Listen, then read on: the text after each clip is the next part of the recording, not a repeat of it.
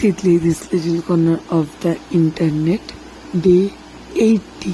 তো আজকে শনিবার 9টা 9:30 নাগাদ লাড্ডু ঘুম থেকে উঠলো। 10টা 10:30টার মধ্যে টিফিন কমপ্লিট করে চলে গেছে বিবি বাড়িতে খেলতে, ছোট বিবি বাড়িতে খেলতে। কুটু দিদি, পকি দিদির সাথে সবাই মিলে খেলেছে একসাথে। খেলে দিলে বাড়ির দিকে এবার রওনা দিয়েছে স্নান করবে বলে।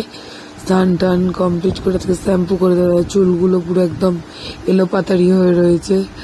মনে ছোট বলে কি তুই তো স্নানই করিস নি, আমি না রে, ও শ্যাম্পু করেছি তো তাদের চুলগুলো এলোমেলো হয়ে গেছে।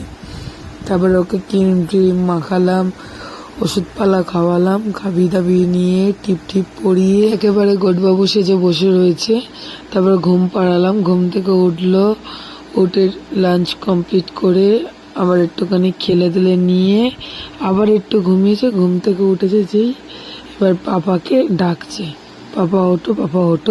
তারপর টিফিন কমপ্লিট করালাম 6:30 7টা নাগাদ কমপ্লিট করে রেডি করে দিলাম। জুতো ফুতো পরে একবার রেডি করে দিয়েছি, যেই রেডি করে দিয়েছি আর বিছনায় বসবে না। এবার কান্না, বাইরে নিয়ে চলে যায়, হাত দেখাচ্ছে। তারপরে নিয়ে যাচ্ছি না বলে গান করে তারপর নামিয়ে দিলাম খাট দিয়ে। নামিয়ে দেওয়ার পর আর কে দেখে, টুকটুক করে এগিয়ে গেল। তবে রাস্তায় বেরিয়েছে যেই ছোট বিবির ঘরের সামনে গিয়ে দাঁড়িয়েছে, কেউ আছে নাকি আগে ভালোভাবে দেখে নিল। দেখে নেওয়ার পর কাকাই দাঁড়িয়ে আছে, বলছে কি রে কোথায় যাস, আয় ঘরে আয় বলে কাকাইয়ের সাথে হাত ধরে ঘরে চলে গেল।